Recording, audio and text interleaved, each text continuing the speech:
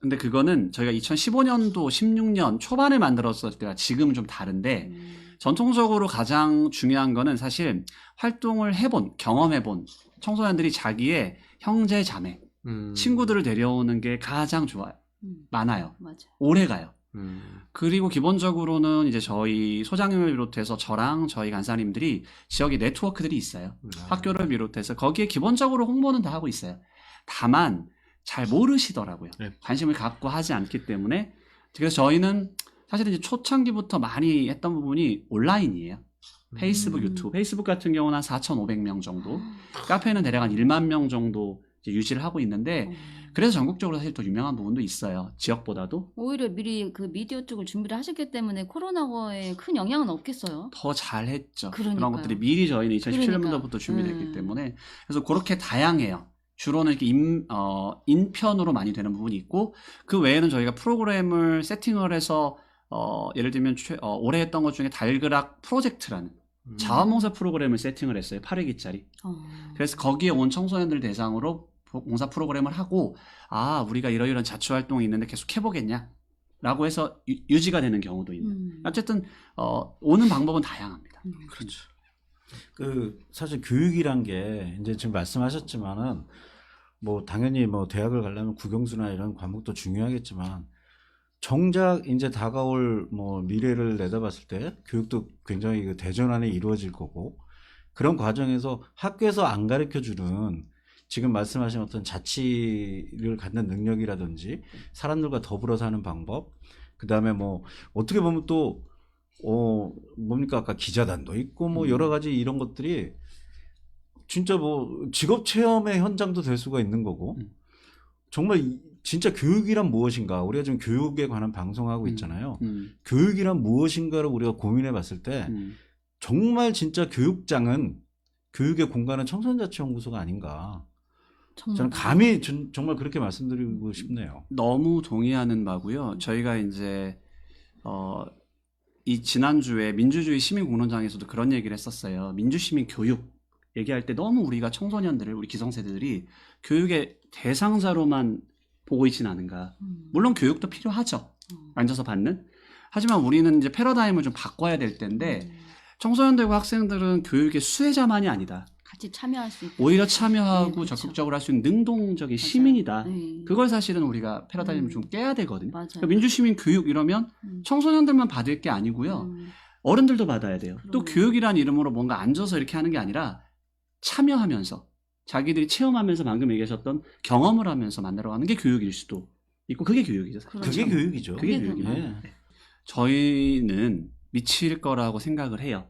그래서 저희 청소년 자치연구소의 연구위원회라는 조직이 있는데, 네. 사실 2018년도부터 갑작스러운 경제적 빈곤에 따른, 왜냐하면 2018년도에 이제 GM이 문을 닫았고 맞아요. 16년도에 이제 네. 현대중공업 가동이 이제 중단되면서 그 성인들에 대한 개입과 얘기들은 많았지만 그들과 함께하는 청소년에 대한 얘기는 없었어요. 청소년에 대한 어떤 심리적 피해, 아주 경제적 미접한데. 있을 거예요. 분명히 네. 있을 거예요. 그래서 그때 당시에 이제 연구를 설문지까지 만들어 놨다가 여러 가지 사정 때문에 좀 못했어요. 근데 이제 올해 네. 그거랑 또 경제, 정신건강이 되게 중요해지는 시대여서 그 두 개를 믹스해서 연구를 했어요. 연구를 하나 했고, 그 연구의 제목이 이제 코로나19 이후 청소년의 어떤 경제적, 네. 정신건강에 어떤 미치는 영향 분석. 그리고 이제 지난주 28일에 그 포럼도 했었는데, 네. 보니까 연구 결과에 경제 수준이 낮은 집단이, 네. 그러니까 이건 이제 주관적인 그런 그 응답에 의한 네. 저희가 이제 분류를 해요. 통계상 이제 통계적 기법을 얘기하면 좀 어려운데, 어쨌든 평균을 나눠서 이제 두 집단으로 나눴을 때 이제 본인이 경제 수준이 낮다라고 생각하는 청소년 집단이 경제적 어려움도 실제로 많았고, 실제로 뭐 예를 들면은 학용품을 잘 못 산다든지, 또 여러 가지 뭐 외출이나 어떤 여행이 줄었다든지 이게 실제로 있고, 우울이나 불안이 높아요. 또 행복도가 낮고, 이런 것들이 이제 이미 밝혀졌는데, 그래서 보면 분명 이런 경제적 어려움이 청소년들한테 영향을 미쳤을 거다. 이제 그거에 따른 제언들을 이제 그 연구 보고서에 저희가 좀 써놓긴 했죠. 일단은 청소년 자치연구소만 이런 우울, 외로움, 자살 문제를 해결하는데 다 할 수 없다. 그러니까 관련 전문기관들, 지역사회가 함께 해야 된다. 요걸 전제로 좀 말씀드리고, 마지막 질문하셨던 것부터 답변을 드리면, 자살 생각까지는 아닌데 상당히 우울하거나 외로운 친구들은 있어요. 특히 이제 저희 간사님들 같은 경우는 더 밀접하게 그런 청소년들과 이야기를 해요. 처음부터 하진 않아요. 관계가 깊어지고 하면 그런 집안의 얘기도 하고 하거든요. 근데 그냥 들어주고 하는 것만으로도 풀리는 경우가 되게 많아요. 그러니까 그렇죠. 저는 사실 그러한 지역사회 좋은 어른들, 좋은 사람들을 많이 사실은 청소년들에게 학교나 지역사회 현장에 있는 게 되게 좋다고 생각하거든요. 내지는 이런 자치활동을 통해서 여러 사람을 만나는 게 되게 좋은데 왜 그러냐면 활동을 하다 보면 제가 아까 말씀드렸다시피 섞여 있다고 했잖아요. 어떤 친구들은 좀 정신적으로 좀 아프기도 하고 우울하기도 한데 이게 잘 드러나지는 않아요. 물론 약간은 드러나겠지만 그리고 알면서도 청소년들이나 우리가 함께 같이 가려고 해요. 그게 진짜 되게 멋있어요. 그렇죠. 같이 가요. 같이 가려고 해요. 무슨 얘기냐면 대여섯 명인데 그 중에 조금 어려운 아이가 있죠. 그럼 우리 같으면은 그냥 놓고 가자 이렇게 할 수 있는데 그게 아니라 그냥 이해해요. 아, 쟤는 저럴 수 있구나. 그래서 같은 목적으로 하거든요. 그래서 저는 이런 자치활동 혹은 이런 자치적인 모임이 사실 자치연구소뿐만 아니라 학교라든지 내지는 아파트라든지 곳곳에 많이 이루어졌으면 좋겠고 그런 것들을 지자체나 지역사회가 많이 사실 좀 지원해주면 좋겠어요. 간식비가 됐건 회의비가 됐건 스스로 그런 거 해결할 수 있게 그런 얘기를 좀 드리고 싶고 그다음에 이제 외로움 얘기를 조금만 더 해보면 이 관련 전문가분이 그런 얘기했어요. 우울의 전 단계다. 라는 얘기를 하기도 하고 연구해 보니까 또 이 우울과 상당히 상관관계가 있다. 뭐가 선운지 모르지만 또 행복을 되게 낮출 수 있다. 뭐 이런 얘기들을 하고요.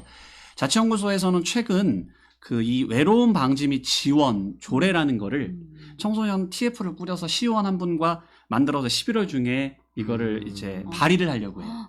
그러니까 저는 이렇게 생각해요. 이 대책은 크게 두 가지인데 제가 지금까지 말한 건 좀 미시적인 거였어요. 즉 좋은 사람을 많이 만들고 붙여줘야 된다. 그다음에 이 조례 같은 거시적인 걸로 제도나 큰 틀도 만들어야 된다.